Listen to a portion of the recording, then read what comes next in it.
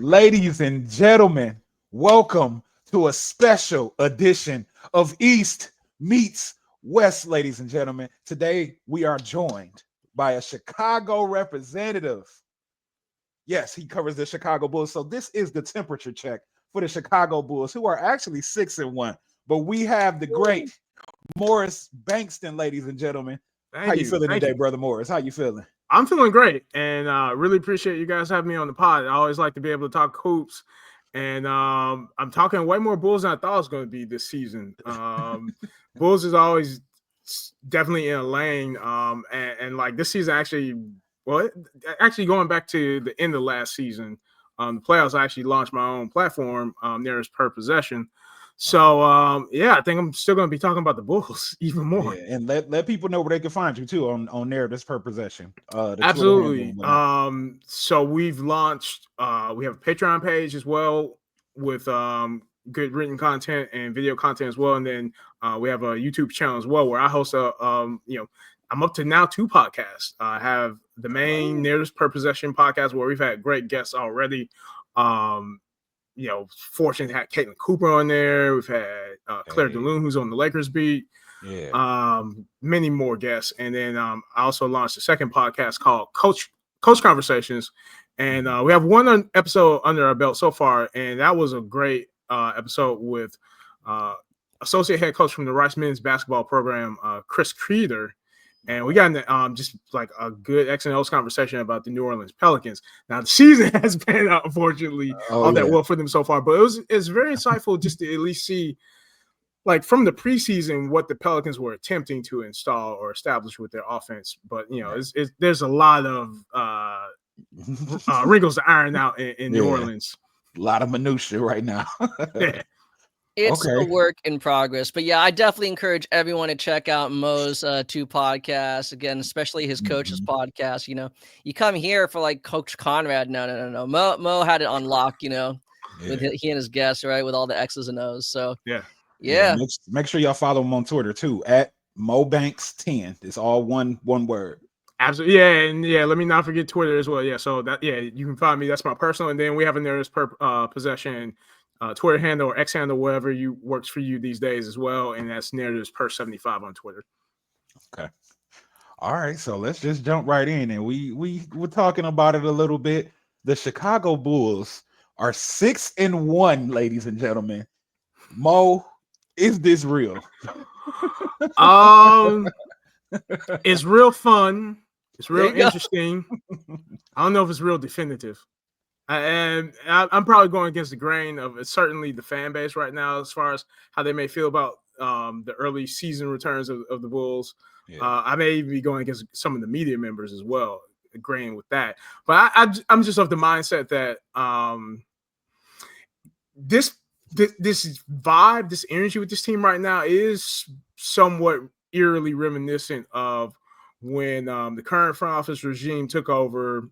They got that first season under their belt, the 2021 season, but then they had their massive off season where they go and get DeMar DeRozan, they go get Alex Caruso, and then all of a sudden the team comes out of nowhere, gangbusters on this 35-game run where they're at the top of the East, but then unfortunately Lonzo Ball has that like very catastrophic injury. It took him out for a few seasons. So I'm glad that we've seen 7-8 games of like solid, confident Bulls basketball, and I'm not going to dismiss that. It's good basketball for sure. They're playing right now. I'm not ready to make any like firm declarations because this is a long NBA season, and certainly at bare minimum, typically, like if I'm trying to evaluate team performance, I want to at least like get that first 10 games under the belt.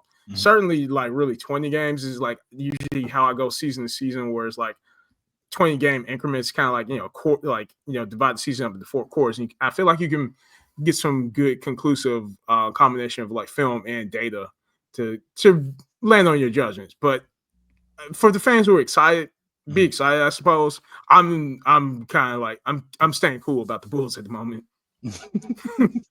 Not gonna get overexcited.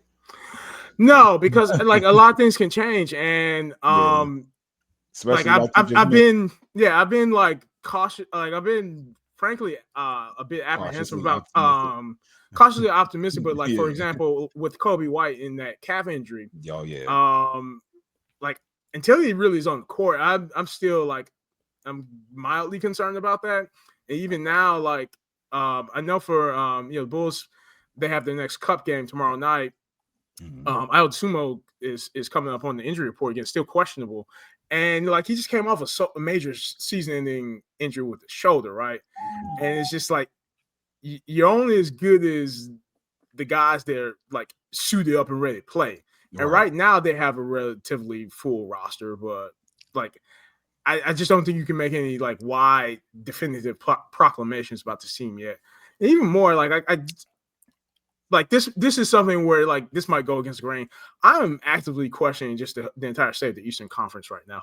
Yeah. And this is not to be like throwing like backhanded shade at the Bulls, but at the same time, it's like we're seeing this radical change in the whole composition of the Eastern Conference, like very early in the season.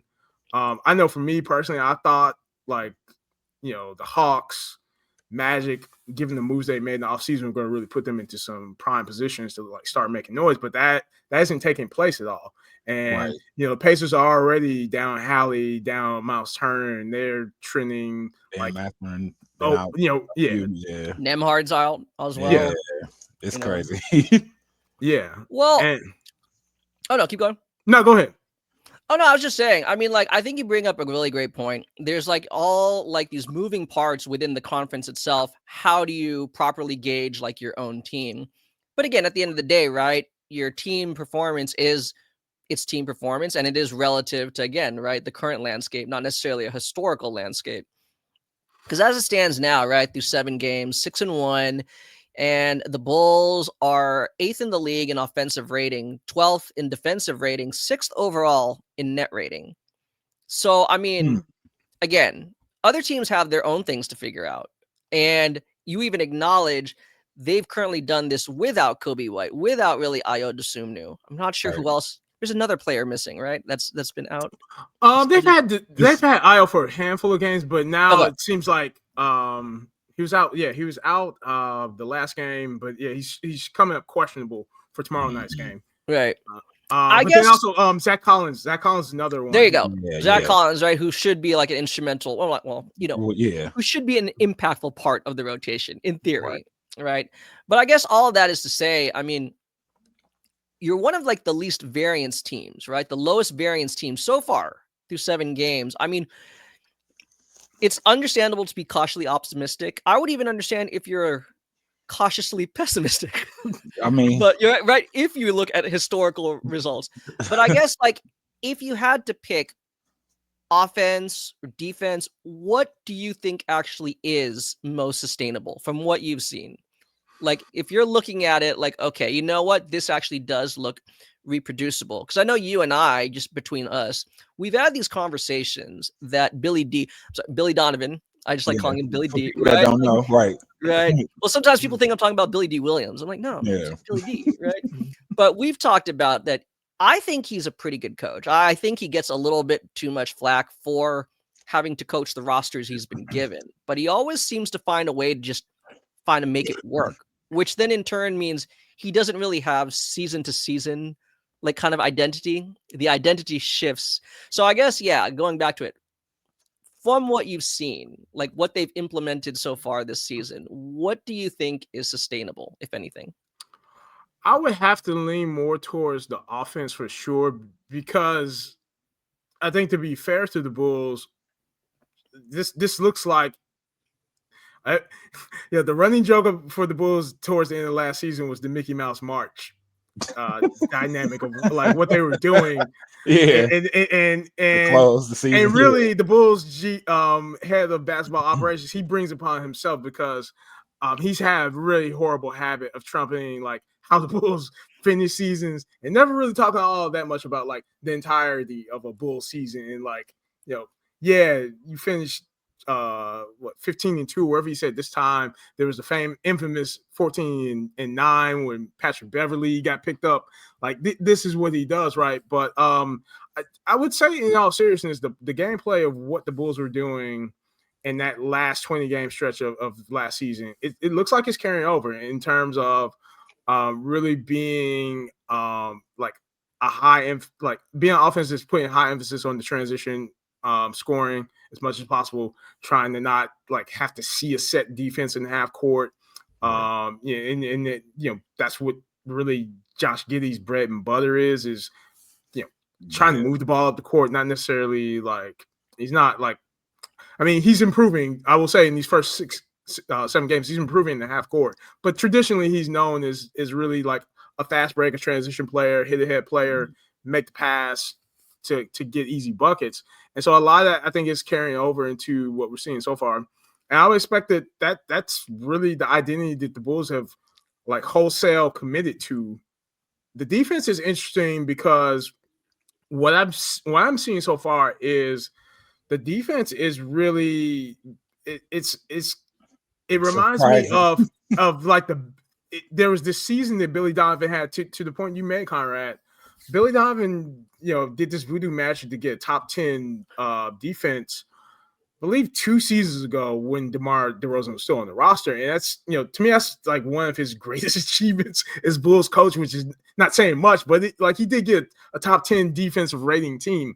And it looks like it's going that way again, where like the Bulls are doing voodoo magic on defense.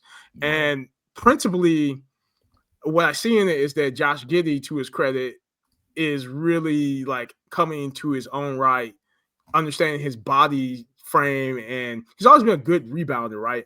But it seems like his rebounding is finally impacting team defense in a way that's making it's making his presence felt in ways that it wasn't being felt last season. Right. Well, before we transition, because that would have been a perfect transition, I just wanted to plug in that I think the Bulls team I think you guys are going to get it done by committee. Like, you guys have a lot of pieces that you brought in that I think really like is plugging in pretty well. You know what I mean? Based on the last moves that you guys made over the last couple of seasons, like getting and acquiring Josh Giddey and then drafting Matas Buzelis. And then now you have like Jalen Smith, and I love Isaac Okoro, man. Like, you know what I mean? Like, I love Isaac, and then they made the good decision of keeping Vooch. So, I mean, you had somewhat of a foundation in place that you wanted to go forward with, and you guys are just putting it together. It kind of makes me think of my Pistons a little bit. Like, we had some pieces here and there, and then when we add little veterans around, everything is able to kind of just go, and you're just like, is this really happening? You know what I mean? So you guys might be having that type of season like we had last season, really. It seems like that. I got because you don't even have all your pieces right now. You don't even have all the pieces. But I think Conrad, you know something, don't you? Like when you say Okoro, is there something? What are you thinking when it comes to Isaac Okoro? I mean, just on defense. AKA has his type, I guess. You already had Patrick Williams in-house. Right. I guess what I'm trying to get at is, honestly, when I saw that trade go down where you guys acquired Okoro, I immediately thought of the Spider-Man meme. For him and Pat Will. I'm like, dude. And you guys were like trying to get rid of Pat Will. I'm like, what are we doing here? But hey, right. Yes. As MJ was saying, right? Like doing this by committee, you could say that you're winning with 9 to 10 very good players as opposed to 2 to 3 stars. Yeah. And then the team is not even fully healthy. So I think the sky is the limit. I mean, that's how I see it right now. But I'll be cautiously optimistic. Injuries happen, things happen. So yeah, I have to confess, I'm probably not nearly as high on Isaac Okoro as you are. I've actually been pretty out on that guy. Like, I have to say, like, I get it. Like his defense is what is supposed to be his calling card, and I'm just going strictly on what I've seen by him. I'm judging him on what he's done in his Bulls uniform so far. I've not been impressed, and I feel like his defensive reputation to date has been overstated in the sense that, like, I'll go back to Bulls Media Day. The way that Billy Donovan and Arturas Karnisovas talked about Isaac Okoro to introduce him, and for better or for worse, I mean, it's the de facto expectation they put on him because this is how they described him. Right. And also, the one, we're going to talk about AK in depth, I'm sure. But, my opening jab to him was like, it was another disaster class of a media day where he didn't really say anything. And I thought the most damning thing that came from him during that press conference was just the reluctance to actually state a goal for this roster or this organization. Right. This man is in his 6th season running this organization. So it's like it confuses me why these kind of things still persist. But not to diverge too far away from Okoro, they talked about him in the sense that like he's supposed to be this guy that he's going to take the number 1 matchup every night on defense, and they've tried to do that, and I just don't see it. If it's somehow that like, I'm speaking hypothetically, perhaps if there's some thought that like Okoro's going to pick up where we left off with Alex Caruso, he is not Alex Caruso on any level. No. Like, I don't see the positional versatility in him defending. Frequently, I find him dying on screens. I find him just chasing the ball more than staying in front of the ball. And he's constantly in foul trouble. He's averaging 3 personal fouls right now. And so, like, am I really supposed to be impressed with Isaac Crow? I'm not. Like, I'm just not. No, I'm thinking of his Cleveland days and that I wanted him so bad before we got like, some of the players. That's the thing. His Cleveland days, he had like one outlier season, and it wasn't even a full outlier season. It was like one half of a season, right? Yeah. He had that hot shooting start in like October, like for October through December, right? That completely petered out, like normalized to his career averages, right? But I think there was a thought that because he was a more viable option offensively, that you could get the most out of his defense. But I think Mo brings up a good point. Like, he's not really a point of attack defender. It's kind of the same mistake teams like Portland made with Matisse Thybulle, right? Yes. A very good team defender, a really good like second line or help like defender, a good connective defender, to be honest. Yeah, you don't want him like on another team. Like, you don't want him like, against whatever the SGAs or the Tatums of the league. Right. I'm with Mo in this one because I don't really see. I'm with you. I wish that I don't know if he ever really elaborates, but it would have been nice. Like, was it the contract that appealed to him more? Like, you believe like you could flip it because it was like this mid-level contract, or because I failed to see like the production being commensurate to the contract. I mean, like, just because you could absorb it doesn't necessarily mean you had to. Yeah, and it's the head scratcher for me too. Also, it's you guys already said it. Like, you already have Patrick Williams, and for me, like, when the deal went down, I can't remember if I tweeted like the day of the trade, but maybe it might have been shortly after. Like, if AK simply would have just not extended Pat and went and got Okoro in restricted free agency, I just think that would have been like, I could have respected that way more than like, let's give $90 million to Patrick Williams. And then, let's go also get Isaac Okoro while we're at it. Like, let's just get the most like marginally effective or ineffective like quasi wings, right? You don't really want in high leverage minutes, right? Like, to be honest, and at the same time, let me also be fair to Patrick in terms of how he's starting this season. This season, he actually is like, he's looking like a competent NBA basketball player, which is good.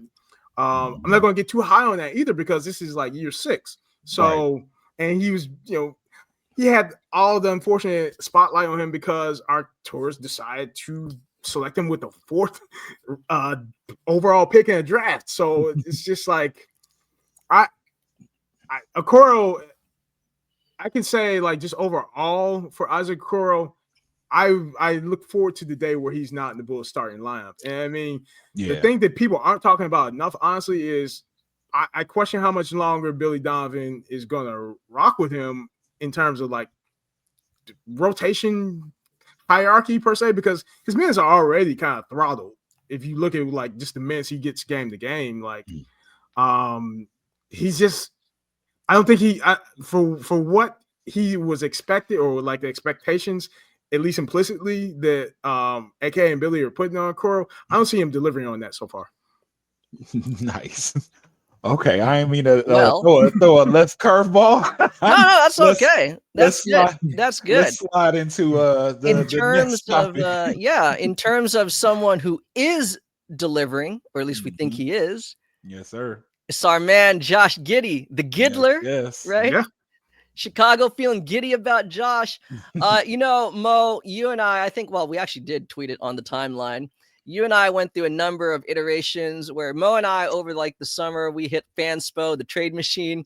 We were trying to find a way to get Giddey to the Warriors and Kuminga to the Bulls. Oh my God! It just made too much sense. I'm crazy. let's just ironically, they're both having great seasons so far, right? They both. So who knows? Maybe we indirectly motivated them. But again, I think there was a lot of. It's weird. I think people definitely agreed that Giddey did not have to settle for like the qualifying offer. I mean, I think there's mixed feelings, and I'd like to hear your opinions about the nature of his contract. But in general, it's like, okay, this guy can play. What is his value to the Bulls? What's his value around the league? Again, 7 games, but like he's going off, right? I mean, he's gone off 23.1 points per game, right? 49.6% from the field, 41.9% from 3 on 4.4 attempts per game, 10 rebounds, 9.1 assists. I mean, the guy is playing like a quote unquote franchise player. I'll leave it to you first. I mean, what has your feelings been? What has been your impressions of Josh Giddey to start out the 2025-26 season?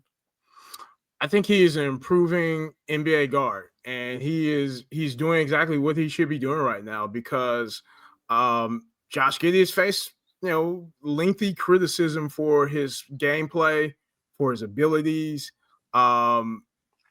It's funny because the Bulls fan base I see ever since, that come from behind victory the Bulls had over the Sixers, I see all of this kind of like this running theme about, we all have to sign an apology forms for Josh Giddey. I have not apologized for anything I've ever criticized Josh Giddey for. Right. I think, if anything, it's too. I think it gives more weight to Josh Giddey's improvement story. Hopefully, as that continues to trend in the right direction this season, that like we should remember that he struggled quite a bit in his first season in a Bulls uniform. The first half of the Bulls season last year, he was getting benched in closing times. Like he was not in closing lineup because his defense was atrocious. Yeah. Like I'm never gonna apologize for that. That's on tape. Facts. That's on tape. His shooting. That's on tape. Mm-hmm. So to me, the whole premise about acquiring Josh Giddey, I assume AK saw an opportunity to have a reclamation project, and certainly this season, those dividends are starting to pay off. The reclamation project always about like he had to become a better defender and become a better shooter, and so we're seeing that now, and especially in that Philly game, in the clutch. I would have to dig up the possession, but I thought he had an amazing clutch possession where he contested. It might have been Maxey. Like I have to go back and look at that, and I may tweet that later. But that comes to mind. Like, he has a poise for sure. He is moving differently in these first 7 games than he did last season. He doesn't look nearly as awkward. For example, in half court when he has the ball, when he's attempted to drive, it was just painfully awkward to watch a lot of times seeing him drive. And at one point, I think my go-to meme for like when Josh Giddey would try to drive last season was it was just like looking at somebody just run into a brick wall and just fall down. Like it's just weird looking stuff. But now, to his credit, he's clearly putting in work to where like he has command of his body and he has an understanding of the floor where like he is getting to productive spots with the ball in his hands, and he's controlling the ball. He's protecting the ball. He is like not turning it over. I mean, he's had at least I think 2 games where he has 0 turnovers, which is unheard of considering like if you watch any multiple stretch of Bulls games last season, the kind of turnovers that Josh Giddey is generating is just like it would just make your head hurt. Yeah. So he is for sure improving, and I believe the key for him is he just needs to do it for the entire season because what you can't take away from him, what I don't think anybody's ever questioned is he's always been able to fill up a box score. We know that. Like, he can generate counting stats. Where's always been the rub is, how much does your box score actually contribute to team impacts, team winning? Can you be a high leverage player in the playoffs? So, and that still is an open question, right? And so, I like what I see from Josh Giddey so far. The key for him is do this for 82 games for the duration of this 82 game season. And if anything, if there's a tune change I will do about Josh Giddey, it will be when he leads the Chicago Bulls to a playoff series victory. That's what I need to see to for me to change my voice or my perception of what is he as a player. I think at this moment, given these first 6 games, he's an improving NBA player and he's playing great basketball right now. I'm not dissing him on that. I'm not taking that away from him. I'm just not going to sit here and pretend like he didn't have massive struggles last season. And I was, you mentioned the contract, Conrad. I was a very hardline person about Josh Giddey's restricted free agency. 17, right? And I stand by that because there was no market for him. There was no cap space out there. So it's his qualifying offer was $11 million. Why would you go drastic? Why would you 2x that at all or 3x it? He wanted $30 million. I'm not giving him $30 million. I don't think he needs $20 million. But to his credit, the $25 million mark for his new deal is a good middle ground between both the Bulls and him himself. And I think he's actually delivering on his value so far. He'll exceed it perhaps. And the one thing I was knocking the Bulls about, I think they should have held off on being so hard on that 4th year. They got it, so kudos to them. But I think it would have been more reasonable just to give Giddey the 3rd year or leave it at the 3rd year and then let him get back to the market sooner. It's especially 4 years, 100, no options, right? Either way, right. No team, nor player options. Yeah, 400, 100 flat, guaranteed. Yeah. Okay. Yeah. Before I forget though, I like that you brought up about how he's less awkward, looking a lot more poised, a lot more controlled out there. I remember the other day as the game you were referencing against Philly, but I was watching some other Bulls games on League Pass, and his ability to get to the line again, I think it's definitely directly related to his body control and how he's actually not just looking for contact, but he's actually absorbing it in a proactive way. I mean, I believe, let me check here. Yeah, he is averaging 6.3 free throw attempts per game. I mean, that's pretty sizable. I mean, only SGA, right, is in his own realm. I mean, that's pretty good. But as it pertains, though, kind of going back to the contract, unfortunately, right, at times it's hard not to assess a player based on their contract. But as you're saying, for the most part, through 7 games, he's living up to the value of his contract. Let's just say he does hold this, though, right? He's not paid. He's not paid like a franchise player. So what are we seeing here then? Is this a guy who can actually be the Bulls franchise player and he will be on a completely value contract? Or is he really just trending towards being an appropriately paid second option? Right. Behind who? Kobe? No, I'm just saying in general. Because a max contract, assuming a max contract is given to a true number 1 option, is $60+ million right now. Right. Yeah, so he's never gonna be, for the next, he's cost controlled now at 25 AAV. So I mean, what I'm saying is, even if he but tops out as a high end number 2, you've got great value.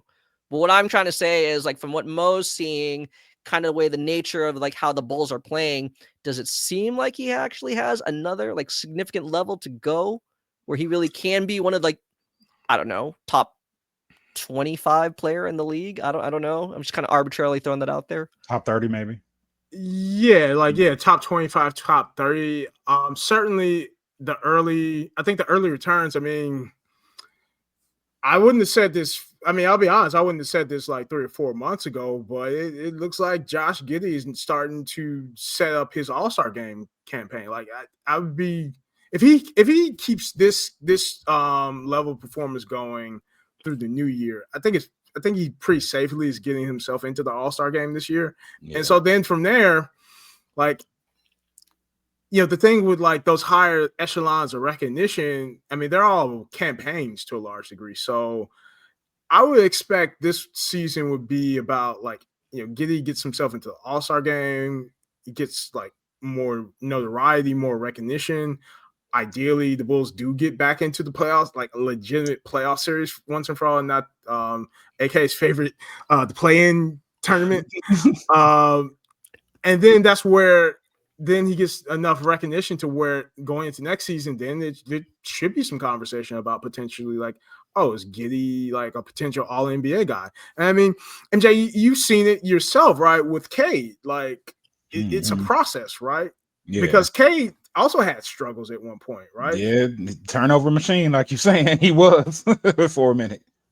So Yeah. I know exactly what you're going. That's why I said what I said when we began. Like it kind of looks kind of like, you know, something I've seen before. And then, but you guys at least have the coach in place, and you have some veterans, you know what I mean, and some good pieces. And maybe, I don't know, do you think it maybe is the fit, like with the players that they have now, and, you know, getting DeMar off the books, out of the way, you know, like making it where you're not catering to like DeMar DeRozan, Zach LaVine, you know what I mean? Because you got Zach LaVine, DeMar DeRozan, and Vooch over there. Like that The Sacramento Bulls, man. That's literally, yeah, basically, because they're all there.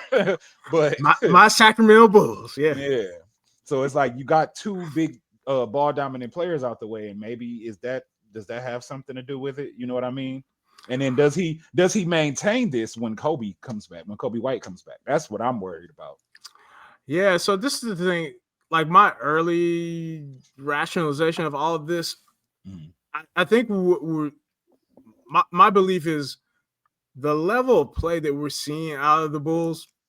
Honestly, if there's one player that I would single out or like kind of hone in the spotlight on, it really is Trey Jones. And I think he isn't getting nearly enough recognition for the way he started this season. And he's been really the eye-opener for me because of the level of defense he's bringing to the table. It was surprising. I didn't expect that at all. And it's funny, like there's been so many allusions to being made of the Bulls, really even going back to last season where like, you know, they're these like Pacer comps. And I've always been kind of iffy about that. Yeah. But for these first 7 games, I do believe there's definitely some of the trademarks that are starting to emerge in the Bulls now where you kind of see that. And I would point to Trey Jones, and Trey Jones really is becoming more of like the Nimhard for this roster. I see where like his defensive impact, especially point of attack and help, honestly, like he has a motor that the Bulls lacked quite a bit, probably since the departure of Alex Caruso. And even in his there's a quick vlog I put out on there as per possession about Trey Jones' initial impact in the game. And this was when the Bulls were at the point they're 4-0, so like they'd gone through their first 4 games. Some of the numbers that like Trey Jones' advanced numbers were insane through those first 4 games. He had I think he had like a 5 plus 5 BPM or something to that effect, like, you know, borderline like all NBA. And again, super small size, so that's not conclusive, but it's just illustrative like how impactful was Trey Jones in those first 4 games. Like crazy. He leads. If I may real quick, he still leads the Bulls in defensive BPM. Yeah. Oh, wow. Yeah. By a wide margin. Yeah. Trey Jones is the Bulls' best defensive player right now. Not Isaac Okoro. Trey Jones is the best Bulls defensive player. That's who we should be talking about. And through those first 4 games, he was also the league leader in steal percentage at that point. It means he's come back down to earth over the last 2 games. So it's, you know, more reasonable in terms of the advanced numbers. But again, those first 4 numbers, Trey Jones is just like lights out, locking down, shutting down things on the defensive end. And like he's both low usage yet high efficiency. Like his usage rate is only like 14 or 15%, but like he's still like through those first 4 games, he had almost like a 70% true shooting. So it's just like that level of impact he was creating without like really disrupting anything. So when Kobe White comes back, this is my campaign at this point that I'm getting off the ground is Kobe White actually should be the Chicago Bulls starting small forward. The lineup I want to see is Giddey, Trey that's Jones, the second time I've heard that. Kobe White, Maz, and Vooch. I think that has to be the starting roster because that's just a much more balanced roster in the sense that like the Bulls really have an emerging defensive core, I believe, with Giddey, Trey Jones, and Vooch, because Trey Jones is just causing all this chaos in terms of either being on the ball or creating the deflections that lead to turnovers, and then nobody's out rebounding the defensive glass with Giddey and Vooch on the defensive glass. They just. I mean, you go back to that Philly game, how they turned it around was very much. Is one part of it is just Giddey keeping that team in there in the game through his own scoring, putting the team on his back. But then in the clutch, Vooch and Giddey clean glass. Like they were Windex. They just pure unfiltered I like Windex. that. And I don't think you can take Trey Jones out of the starting lineup. I just don't. And it's weird. Like, I don't know why there are these ideas that like somehow Kobe is going to disrupt that. Kobe is probably the most flexible Bulls player of the last 6 or 7 years because he's never had a consistent role. Right, especially like last season, like he needed to step it up, and then he stepped it up when he needed to. You know what I mean? I think there was like I'm just speculating from like kind of like seeing fans' reactions. For example, right, Kobe White went on like that big tear, that big like most improved player candidacy run, largely when Zach LaVine was out. Yeah. So there's this thought that like, okay, Kobe White needs the ball in his hands because Zach LaVine had like, dominated a lot of possessions, right? Mm-hmm. So there's like this logic then that Kobe White isn't effective or productive off the ball. What would you say to that? Like, is that like a fallacy? Is that a misconception? Or because I think that's where some of that is rooted in. If I'm reading fans correctly, like they're thinking that, okay, there's not enough balance between him and Josh. Yeah, I've found over the years Kobe White has come to become like I think one of the most misunderstood Bulls players in the organization. His game, so Kobe White's sort of ascension to like when he got to that most improved player tier level, it really has just been a amazing journey of.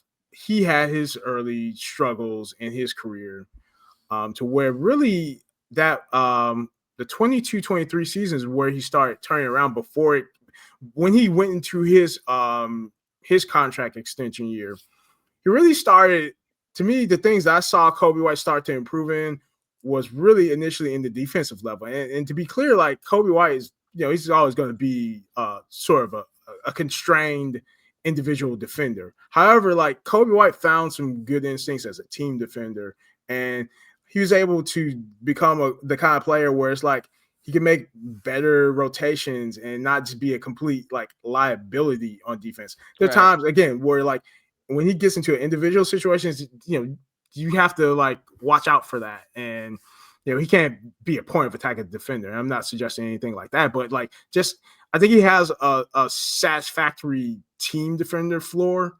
where when you have him in the back line and you have obviously perimeter defenders you can trust, Kobe White on the whole, like he started to get himself in a position where it's like he could be on the floor, and he became something more than his initial reputation was just being like sort of like this streaky microwave shooter. Like he transformed from being a shooter to a scorer.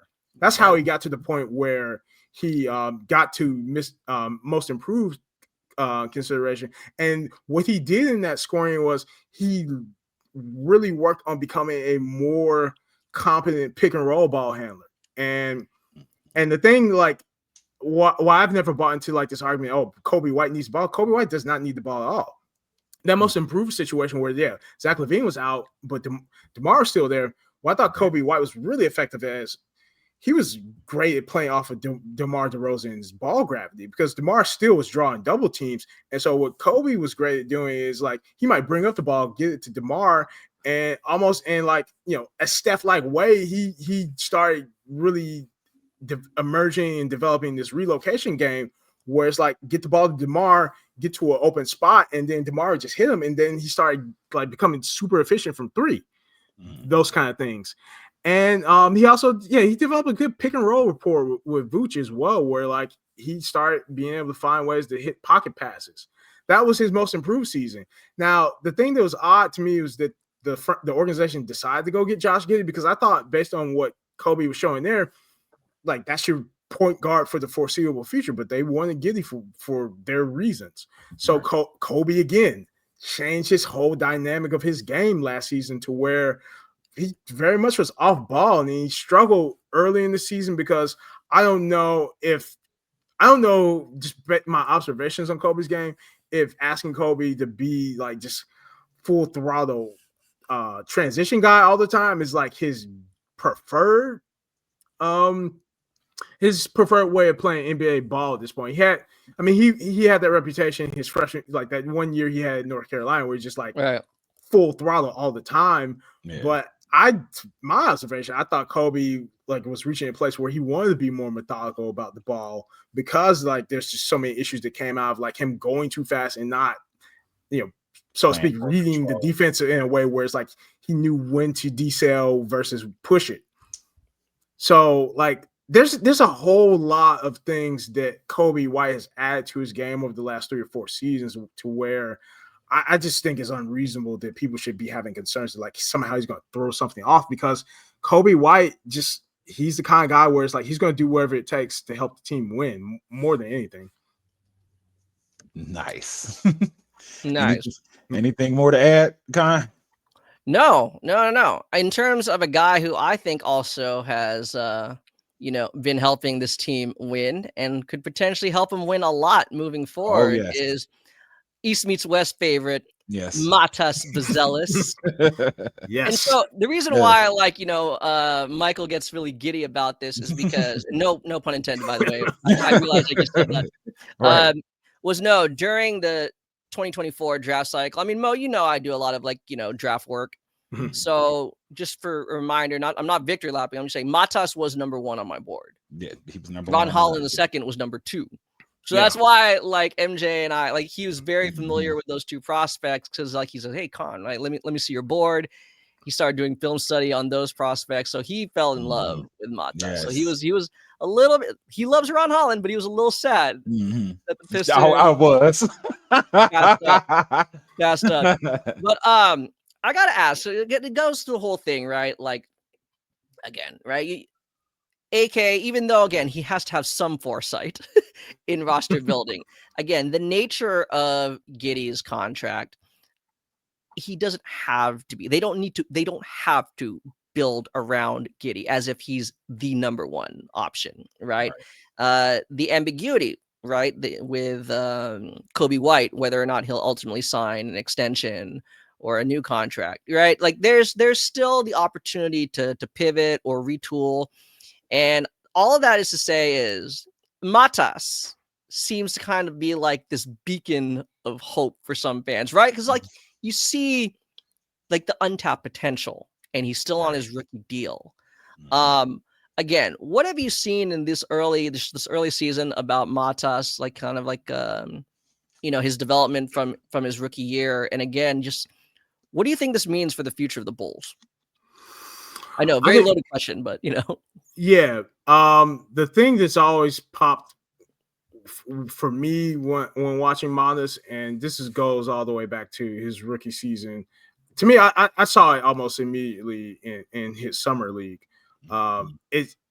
He's just a very explosive defensive presence, especially as a weak side help guy. Like his ability to cover a lot of ground. There's just athleticism he brings to the defense that the Bulls haven't had. Honestly, even when they had Lonzo and AC on the court at the same time, it was a different kind of defense where it's like Lonzo and AC on the court at the same time was just something where it's like they became electric fence at the 3-point line. Whereas with Matas, there's this, he's making the Bulls finally, I think, less of a liability when they're switching. I mean, switching has been kind of like the hallmark of the Bulls defense since they've had Billy Donovan. To be honest, I can't think of another defender that in this last 6-year period where they've had a more effective switchable defender where he can be on the perimeter, but he can rotate to the rim and swat shots. So those are things that I think of first and foremost. I was frankly frustrated that he didn't get more run or more minutes in his rookie season, because I thought if he would have got legitimate usage run like right out of the gate, he could have been a potential like block title contender right out of the gate. Like he's effective. He's an effective rim protector, and I mean, he at the same time, like I say, Trey Jones is Bulls' best defender. At the same time, Maz Buzelis is easily the Bulls' best rim protector, and that really isn't saying much. But at the same time, like that's just the kind of impact he generates. The offense is starting to take shape with him.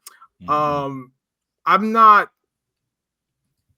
as a fan, I'm very excited. I've tweeted Joe, it's quite a bit like Maz is all that matters. Like I have a lot of hope and aspiration for him, but at the same time, like I think he still has some work to do with this offense, because even that Sixers game, there are few like drives he had where he was getting stuffed, and I mean, second season, still trying to develop his body, still trying to get strength. So I expected that's going to happen, but it's still there. So just Maz continuing to figure out like how he can, I guess, make the best decisions possible when he has the ball in the half court. I mean, I think his go-to more than anything is like he likes to come out of like a zoom and just get downhill and attack the middle. And certainly I expect that's going to be a lot of his bread and butter. I'd love to continue seeing him just become more effective as a shooter, and he's putting a lot of work into his shot. Like, he's nailing corner threes more this season. That's something I noticed. So I think looks more comfortable this year. Yeah, looks comfortable. I mean, just overarching thoughts about Maz. I really want to see him progress towards like sort of like NBA all defensive team recognition, and just continue to find ways to be effective. Is like, to me, I see him offensively is really, ideally second option at best. But the kind of player where it's just like he can just make the right play. And I'm not expecting him, nor do I really want him to be like an offensive focal point at this stage of his career. It's funny you say that, though, right? As Adam Silver would tell fans, right, that apparently fans they consume the NBA through a series of highlights, right? We don't actually watch games, but it's funny because Matas is a highlight like magnet, right? And it's largely his offensive highlights. So I think it's fascinating. That's a great perspective, right? Because I'm glad that you brought up his defense. I think non-Bulls fans don't look at him as a defensive oriented player. They look at him more as like this offensive guy. But I must say though, remember, I don't know if you remember this, Mo, but leading up to his draft, he publicly issued a challenge to Zachary Richelet to take him on one-on-one. And it's interesting because, like, I don't know. I mean, I know, like, for example, the game against Sac, right? He goes off, especially right, like down the stretch, goes off like, fourth quarter and everything like that. You say you see him probably ideally as a second option, but do you see him kind of trending towards perhaps being a closer? Because he's such a crazy mismatch, right? Between the size, the speed, the length. Especially depending on what you have on the floor, and then with Giddey too and their length. And then Kobe comes back. That's like a big wing. He's very much a big wing. But But see, and so this is part of this is an ideal sense. He is like, I actually do consider him very much a big wing. I don't consider him a big, but the Bulls play him as a big because it's where I'm going to take another shot at AK. I just don't think AK values having size in his roster builds. I don't think he cares about he is consistently not cared about size, even from that very first run of like when the Bulls were actually the number one seed and they had a healthy Lonzo Ball. Like, it was an undersized team even then. And like the way he's gone about getting bigs has always been an odd thing to me. Like the usage of the power forward role is really you've more likely seen the likes of Jalen you know, Smith. not even that. No, like Alex Caruso's a power forward, Oh, or yeah. Javonte Green's a power forward. Derrick Jones Jr. Crazy. I would bet large sums of money. So Derrick Jones Jr. to his credit, like I felt like a proud father seeing him go to the Mavericks and then get into the finals because it was just I would have to imagine like his collarbone and shoulders was tired of setting picks as a small ball 5. And instead, all you need to do is just play off of Luka. And collarbone and shoulders. You're like, So it's just like if Miles was on a roster where he wasn't being sort of like de facto put into the 4 slot because he's 6'10" and he was allowed to be a legitimate offensive attack wing, I probably would feel different. But I think as long as he's on the Bulls, I think he has to be at best a second option because the way the Bulls are going to play him, I don't think they're going to put him into advantageous situations with the ball where you want him with the ball, like to a high usage rate. Love it. Okay. I love it. Let's move on. Let's ask the question that's been getting asked how many years now? Like 3-4 years. I guess this is the new Miles Turner at this point. So since Miles has gone to Milwaukee, and is Nikola Vucevic staying with the Chicago Bulls? This is another guy that Mo and I Conrad and I've had so many conversations about Vucevic. Man. I don't think he's going anywhere. I think he's damn near like the mainstay. He has to be. You know what I mean? Because if he's gone, does this team look like this? Especially like we're talking about size. Like you get rid of him, you know what I mean? My ties might be at the 5. Jalen Smith. We'll see. I fear Vooch is actually playing himself into extension. Yeah. I really do. Yeah. I fear he's playing himself into extension. Oh my god. He's playing like Brooke Lopez right now. Yeah. Good Brooke Lopez. And so Vooch absolutely has no business still being on this roster. And so actually Conrad and I were talking the day of the trade deadline last year.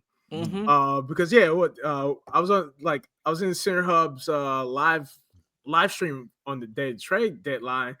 I just knew Vooch was not getting traded. And it's funny because Conrad and I were going back and forth, and we were like, I guess we were like, I seem to remember I think we were like imitating or pantomiming like the respective front offices. We were doing a mock trade deadline. We were doing a mock trade deadline for the Center Hub, and Mo was the GM of the Bulls. I was the GM of the Warriors. You know? Oh yeah. We did that. Yeah, that too. We had good trades. It totally made sense, both cap wise and everything. And I think that was like my second trade also. So me and Conrad as GMs, we got that Vooch trade done in short order. That was like that was a top priority. Vooch needed to be off my roster. What was the trade for who and whatnot? Details. I think you gave me I got Buddy Hield back. And then somebody else, and it was like a multi-team trade, but the essential Mo wanted cap relief and draft compensation. So I think I threw him a second round pick, the expiring of GP2 and Looney. Yeah, I think that was basically the main pieces. I think. Yeah. So I flipped Vooch into I got GP2, I got Looney back, and then I got Buddy Hield. I flipped all 3 of them for more stuff. And so I'm pretty sure I rerouted Buddy to the Pistons, and I got some. I think I got picked. I was just doing massive liquidation. Oh yeah, that's right. That's right. Mo sent me to make the money work. I got THT. Oh yeah, you got THT. I think I got Dalen Terry as well. Man. Yes. And I kind of asked for Dalen Terry. I was like, hey man. Nice. THT. That's crazy. As a warrior, analytics nerd over here is like, I'm gonna take Dalen Terry, man. But I mean, it's crazy because, I don't know. Do you think that's a good? Obviously, I mean, what is the temperature then? Since this is our temperature check, how does the fan base truly feel about Vucevic? Like, I mean, like, yeah. Is Honestly. it a guy like I'm sure he's like a nice guy, like people like him, but I mean, do they like him as being a guy as a fixture of this team? Because that's Right. crazy to me if you're saying extension. I think Man. from a fan base perspective, he's been almost like like ever since the Bulls trade for him, he almost immediately became polarizing. And I suspect some of it is just when it comes to Vooch, the performance is always wobbly. It's been uneven. It hasn't been like consistent season to season. There, I think that like his worst season where he frankly was just taking too many threes. That definitely was leaving a sour taste in a lot of Bulls fans' mouths because they just kind of view that as like you need to be down, like get down low, like quit shooting all these threes if you're not going to hit them. And I probably was one of those, like, I'm not even gonna say probably. I know, like, I got to a point where I'm like, Vooch, you got to change something, or also like, let's just not have Vooch on the roster anymore. Right. Yeah, he's a polarizing player because I think more than anything, there's like contingents of people who just are never gonna ever be in the Vooch, but then there are also some people who like somehow like are like very deeply pro Vooch. I like was out on Vooch before the last season started, and then when he went on that like prolific run of like trade me from this team, I was like, thank you, Vooch, this is great. Yeah, I definitely want you traded. Like trade, like I was saying, trade Vooch December 15th. Like, right. But AKA is not. This is like, I don't think this is all that revelatory, but like there's been a lot of reports that like he's difficult to work with.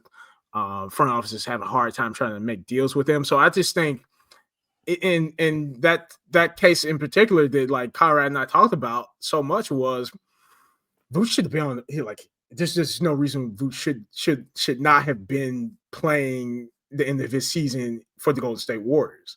Like for the amount of times the Warriors kept coming back. Like to me, I just like this is me outside looking in. It just seemed like somehow like you have a motivated team that want to trade for the guy, but somehow you can't make the trade happen. And then it turns out, like according to reports, that like Bulls are inexplicably asking for first round draft capital for 35-year-old Nikola Vucevic. That's stupid, dumb. Like, what are you doing? Take the seconds, get on with your life. But like. And this is why I'm saying, like, I think Vooch is going to play himself into extension because nobody's going to trade for him. And I should say, there's going to be a trade probably presented to Arturas Karnisovas where, like, he would be a reasonable trade party. Fair enough. Again, a fascinating situation. Yeah.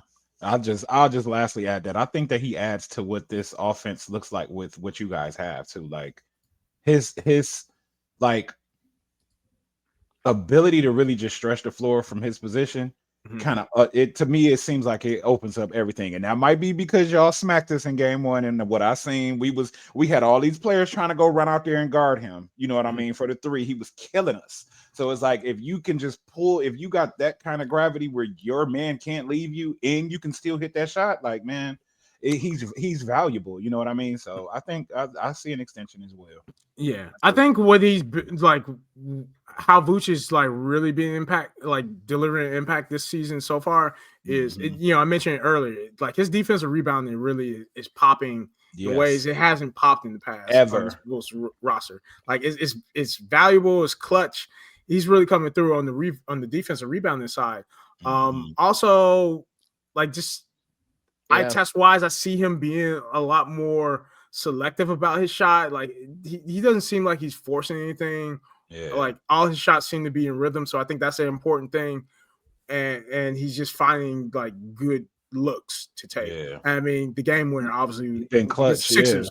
I was just about to bring that up. He been clutch. Like again, I seen that, man. Like can't replace it. But I will say, like that first game against the Pistons, the thing is the thing that I thought about it, like, and this is where my evolution about like the viability of this Bulls roster has come from. Like that first game, I was honestly pretty dismissive about the Bulls winning against the Pistons because I thought the thing that really like enabled that was getting Durant in foul trouble early. like the way they did. Because I mean, I think Duran is incredibly important, like central to what the Pistons want to accomplish night to night in the offense, right? Like that's Cade's pick and roll partner. Yeah. And I mean, I'm judging that based on like what I saw from the Pistons in the first round of last season in the playoffs. Like, no Duran, that's going to definitely not bode well for Cade's pick and roll game. And then also, like, now the Bulls had a pretty clean, wide open lane to just drive that whole night. Yeah, exactly.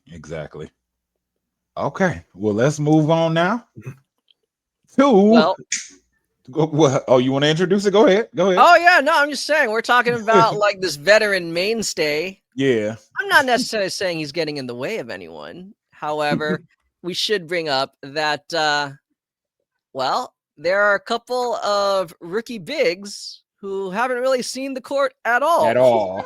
So where are the rookies? Now, again, maybe this question would be a little bit more pertinent if you guys weren't 6-1. So I guess there's an easy answer. But again, what are your thoughts in general about, the draft selections from this best class? And I mean, do you foresee them getting some actual like meaningful playing time at any point or any time in the near future?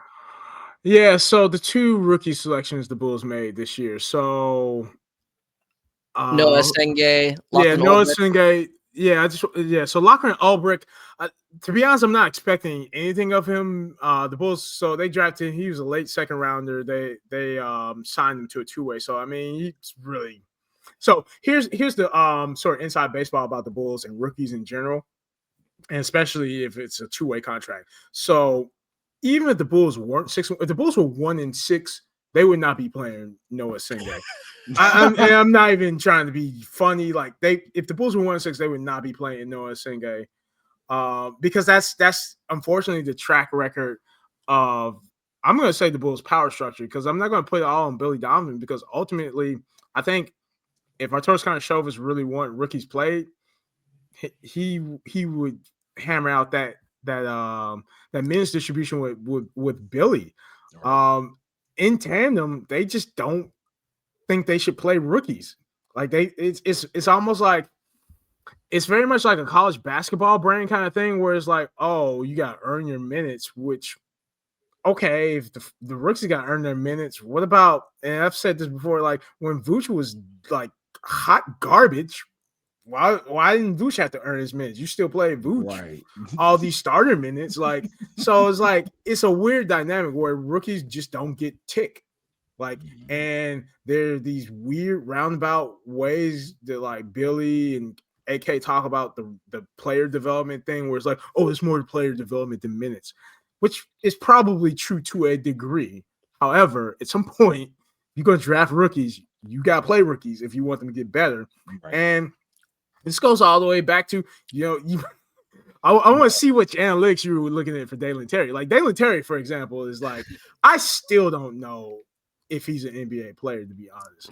He has flashes of defensive, like, instincts, and like he can do some scrappy hustle things occasionally. Yeah. But I don't really know if he's an NBA rotational player still to this degree, because he's never really been played all that much. But the problem is when he has played, you just look at him and it's like, man, you might be too raw to be playing like NBA basketball right now.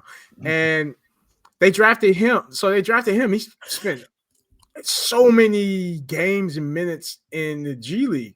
And the real problem, it's a deeper problem. It's not any one of these players. I don't want to just like bash players, but AK repeatedly drafts these project type players, and to his detriment, I believe, because he, like, where AK has had success in the NBA draft at this point, it's really only two players. It's Modest, who's a gift, who easily could have been a top pick, but because that 2024 draft was so weird and volatile, he just somehow fell to the Bulls. So yeah, that's a no-brainer. Anybody would pick Modest. And then like hitting on Ayo Dosunmu in a second round opportunity, where, I mean, given the reputation Ayo had as a college player, most people were expecting that he's going to be a first rounder, but he just somehow fell to the second round. Those have really been the only two like satisfactory draft picks Arturas has made. The other guys have been Dalen Terry, Julian Phillips, and Noah Sengay. And at this moment, I see Noah Sengay looking, at least in terms of archetype, a lot more like Julian Phillips and Dalen Terry than anything that's going to be like Maz Buzelis.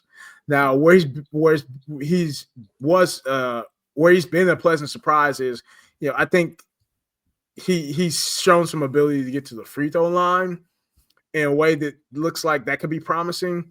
But just overall, like his body, his age, like he is not ready for NBA minutes yet. Like I don't think he will play anything meaningful in the NBA, even garbage time, because he's just not ready. Dang. And I wouldn't I was harsh on Billy Donovan last season for not playing, because even Maz didn't play real minutes until after the trade deadline last season. Right. And I thought that was like insane for like what abilities he had already shown when he had like garbage time minutes, or even again going back to summer league. Noah Sengay, like he's just way too raw. I mean, this is the unfortunate sort of infamous poster, right? Johnny Furphy put on him it's just like I would worry about trying to like play him more than he needs to be played at this point, because there's just so much work he has to do to like get himself up to like even like a replacement level of NBA player. Let me ask you something real quick.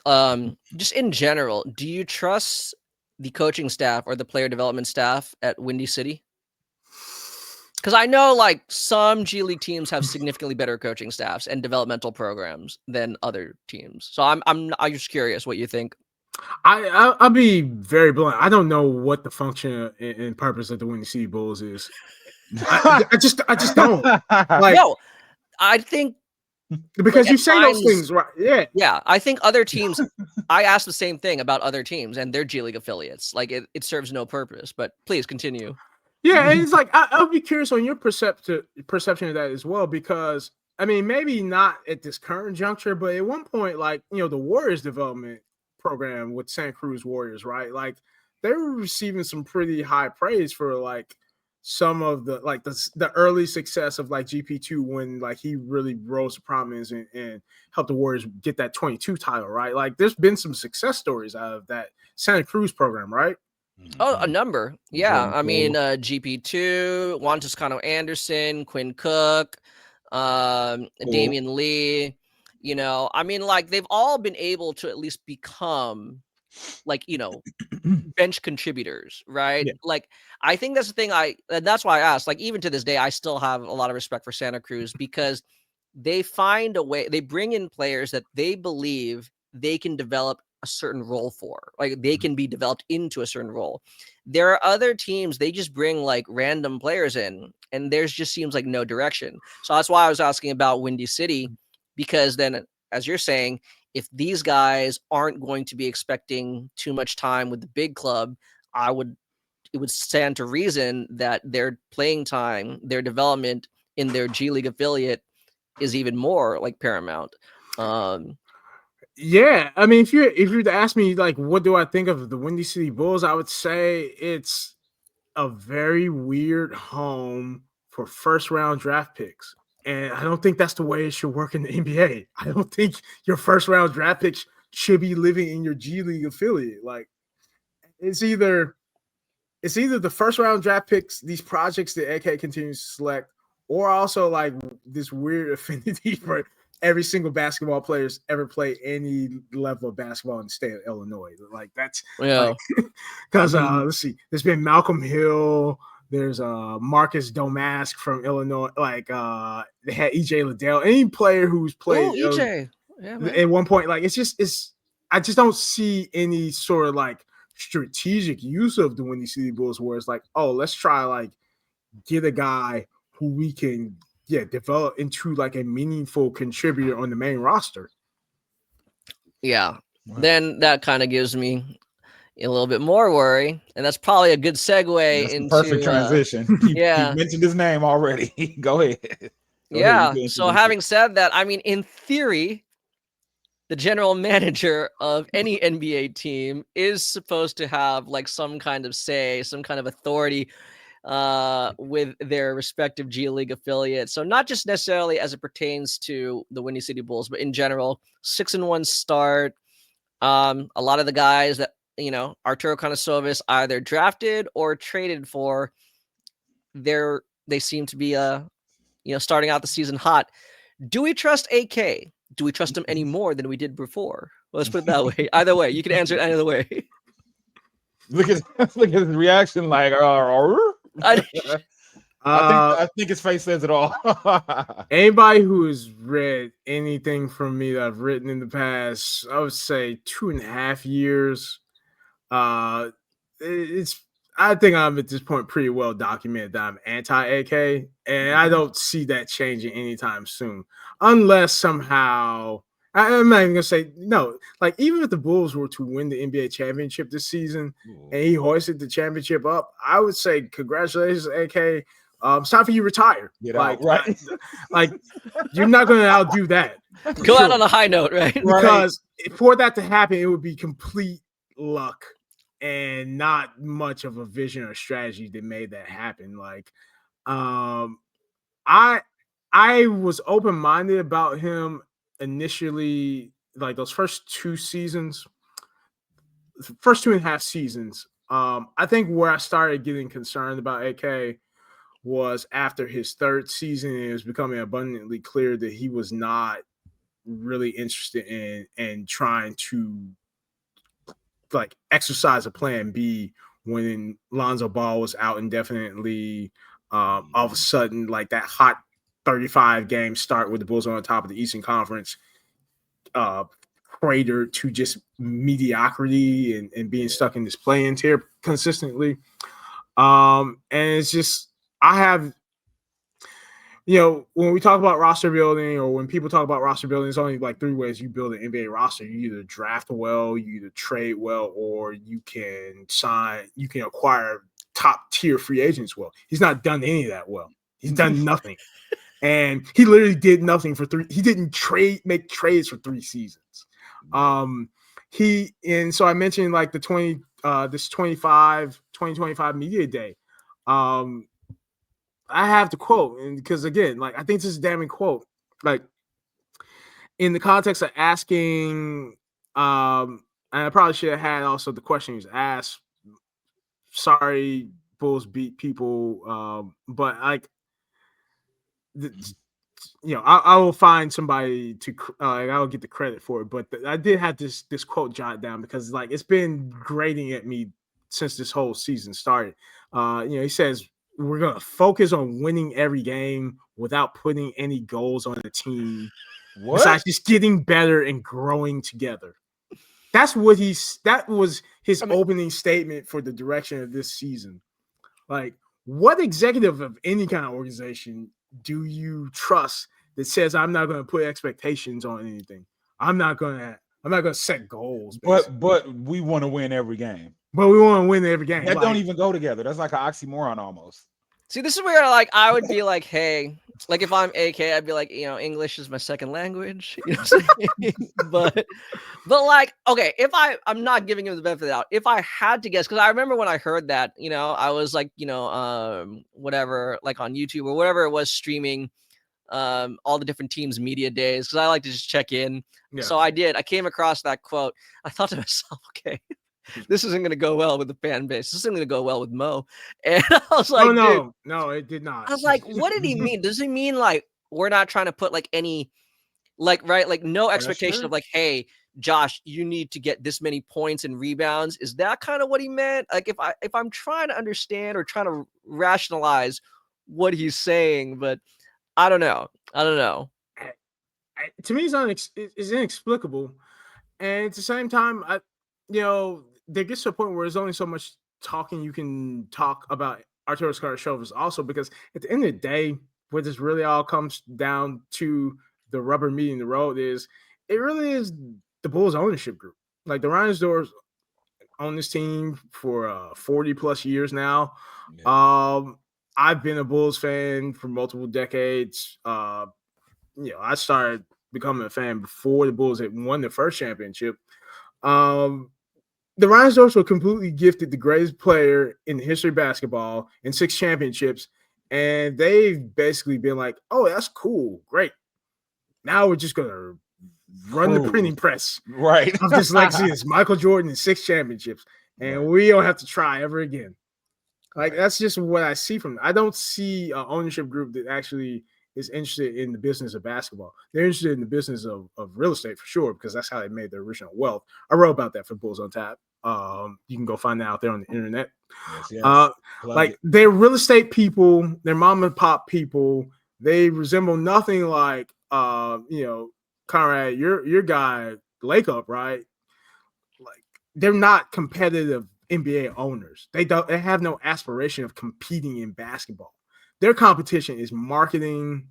Their competition is, do we have a good vibe in the United Center?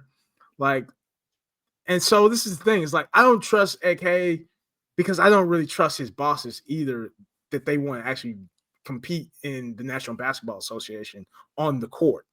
They compete. Their competition is something that isn't happening on the basketball court. Okay. Well, I mean, he's now entered what? This is now his 5th season or his 6th season? 6th season, and he's been extended, I believe, twice.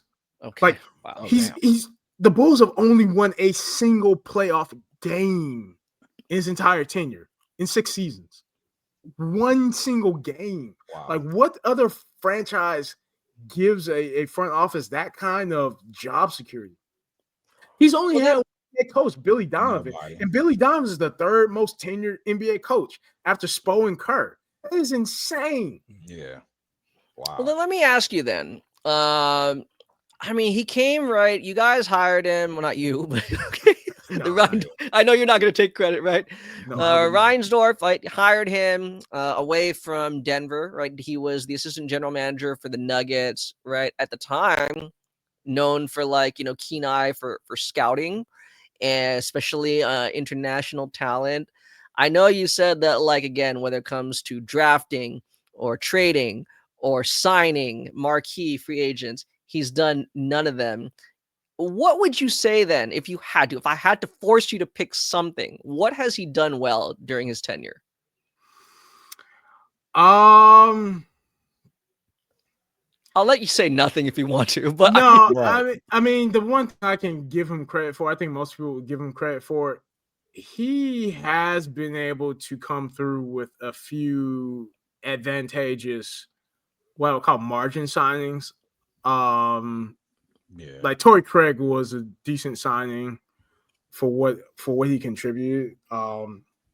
Caruso, obviously, Alex Caruso going was probably the best outright free agent signing he's done as a head of the Bulls front office. I would say it's those kind of things. It's not attracting top tier talent, or scouting young top tier talent. It's like his thing is he's been able to get a few impactful margin players. Like Andre Drummond actually turned out to be another one as well, where in a lot of ways, I mean, the Bulls rehab Andre Drummond tremendously to where he was able to go back to Philly.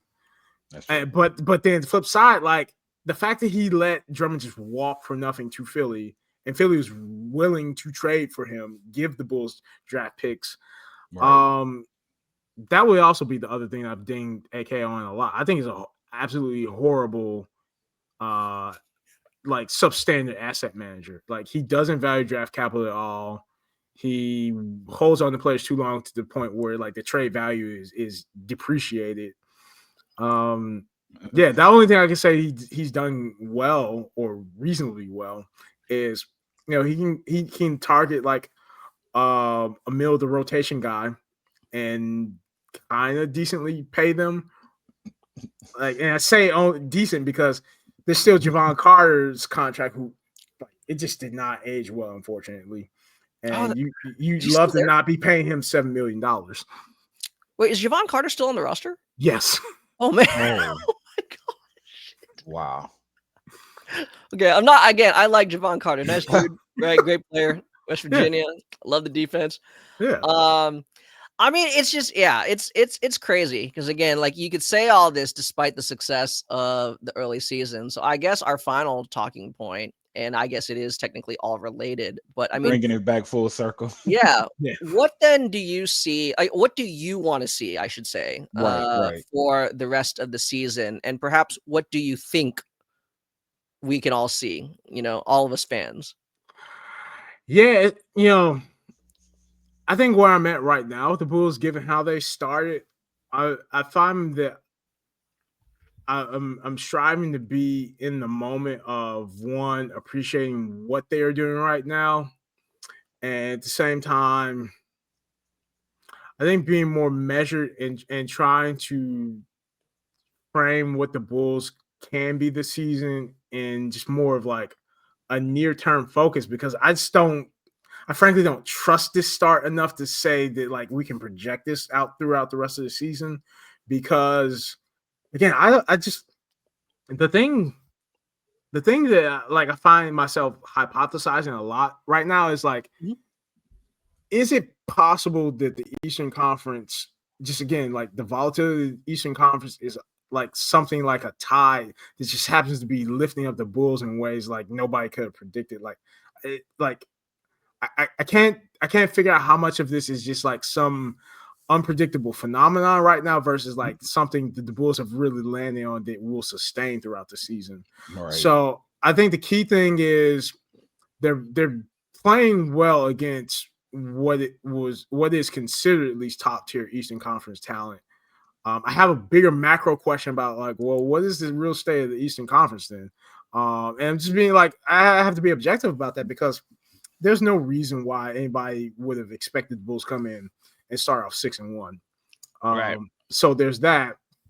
They're gonna have big tests coming up like immediately tomorrow night and Saturday. They're on a back-to-back with the Bucks and the Cavs. So that's gonna be another.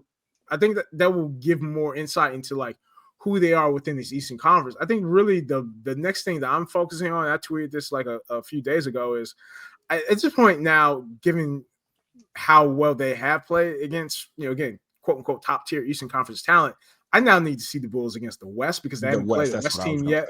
Mm-hmm. And the matchup that I have circled for sure is like when the Bulls take on the San Antonio Spurs, because I think that's an incredibly instructive matchup that's going to be there because obviously you have a defensive player of the year candidate and now an emerging like top 15 player in Victor Wembanyama. There's some ups and downs obviously the Spurs are having right now, but at the same time I just think I'm framing this in almost like a scientific experiment. Like the Bulls need that experiment at this point of how will they perform against a team from the superior conference, quite bluntly, right, with perhaps stronger talent in areas where I still question their size. I'm not going to stop questioning that because I don't think historically the Bulls have ever fielded like a sizable team, and the Spurs are size. Yeah. Like I think what goes under the radar with them is how big of a acquisition going to get Luke Cornett was, because Luke Cornett looks like a different kind of player so far for them. Like he's a Bulls legend, Luke Cornett, but like he himself, he has like a body, like he looks like way more under control and not so sort of like wonky looking anymore. And I guess like being next to Wemby also, it just makes him look like he's like this put together guy all of a sudden. And like I just think that matchup is going to tell us a lot about like what we can reasonably expect from this Bulls team and more West matchups. I think that's the thing. Like I feel pretty confident the Bulls have demonstrated and proven that like they can hang with any Eastern Conference team right now. At the same time, I think like as a fan, we should be willing to live in the nuance that like that doesn't necessarily conclude that the Bulls have like somehow raised themselves up to like elite talent per se. We just might be seeing some ebbs and flows in this entire Eastern Conference where the Bulls just happen to be benefiting from like just roster changes or like roster dynamics that like, yeah, they took advantage of the opportunities that were in front of them. But I don't know if that means that's a sustainable performance trend. No, I that agree. I think is really true. Where I think teams really across the league, like both conferences, have to be asking themselves that. Like you can only measure yourself against your direct competition, but then ultimately, right, like come playoff time, when things become largely matchup dependent, how well suited are you, right, to actually be able to adapt? Because again, styles make fights, and if you can only win like one way, like where does that really leave you? And I guess I'm saying that because I had that thought lately about like OKC. Yeah. It's like, okay, Chet's again taking sabbatical. They're still undefeated. Right. It's like if you're like for me, you're like a Western Conference team. I'm not saying like you just kind of give up, but it's like, what does this really mean then? Like Yeah. uh what are we really stacking ourselves up against, right? So definitely some good points, some great points. But yeah, I mean, other than that, before we go, Oh yeah. just one last thing, what should we look out for? Like, because since we're not diehard Bulls fans, even though I love it, I still find myself watching like the 95 or the 96 NBA finals just Yes. out of nowhere. Like, I'll Yes. just Oh yeah. randomly sit down and watch it. All the time, bro. Yeah. You know, I Yeah. never fast forward through the beginning, never fast forward through the opening intros. Oh hell no, man! I used to, bro. I would turn on WGN here in Detroit, and man, that all the intros, the energy of Jordan and them coming out being a man. I will never forget those times, bro. Like I Yeah, know those are NBC is like that too, because it's memorable, which is why everybody wanted to hear the theme song or whatnot. But WGN for me because of Jordan, because of the Bulls, It's they not winning ways. like I will gladly romanticize Mhm. Jordan's, like, the 2 3-peats, because like, Mhm. and I'm not again, I'm from California. Like, they're not just nostalgia, like they are very much Yeah, a part of like of the the fabric. childhood. Yeah, right. Like my yeah. Yep, childhood in would my not be the childhood, yeah. same without them, right? That's why Yeah. it's like no, like.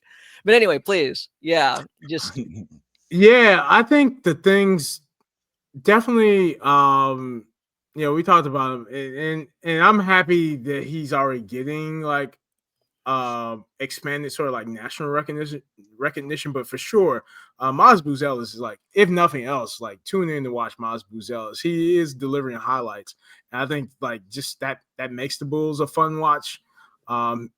And so I would say Maz Buzelis. Josh Giddey clearly is like leveling up right before our eyes. So this is a fascinating thing just to see like how far he can take this, and like what floor will Josh Giddey have for himself? And at the same time, is he reaching a point where he might actually create a higher ceiling for himself as an NBA player? I think that's something to watch. And then I would say in the third thing again, like it's my hope that Trey Jones stays in the starting line. I think he's the most important player who is probably not going to get nearly enough recognition and praise for what he's Yeah. doing on the court right now. He is a secret sauce element to the Bulls that's making this whole thing work the way it's working right now. Again, love it. team's best defender. He's finding ways to do like the little things offensively. They help keep the Bulls in this game. So like it would be those three guys for me. Unsung hero. Modest, Giddy, and Trey Jones. Watch them. Love it. Love it. Love it. Okay. Okay. Yeah, Well, before we get out of here, because we're gonna timestamp, people might skip around. Let the people know where they can find you again. absolutely. You can find me and all my NBA thoughts at Nearest Per Possession. So again, subscribe to Nearest Per Possession on YouTube. We have two great podcasts out there now. We have the Narratives Per Possession podcast, which is my main podcast. Also recently launched the Coach Conversations podcast, where it's talking real hoops, talking X and O's there. And that's really the overarching whole purpose of Narratives Per Possession as well. I wanted to Teach the create a game. platform where we connect people to better basketball narratives. That's what we're about. Also, if you like reading things and you like written content as well, we have a Patreon page where I have some written content out there as well. So please consider joining our Patreon community as well. And one of the things I announced earlier, like at the beginning of the season, Patreon members, if you do join our community, I've opened up, the platform to guest blog contributions as well. So if you happen to like writing about basketball or you want to tell basketball stories, join our community because, I'm striving to have that be a career space where people can, again, talk about basketball, like real basketball and create better basketball narratives. And on Twitter as well, out there. Yes, sir. That's what's up. All right. Make sure y'all tune in. Go follow him, subscribe, and have a good night. Look out for them Bulls. Yeah. See you, Red.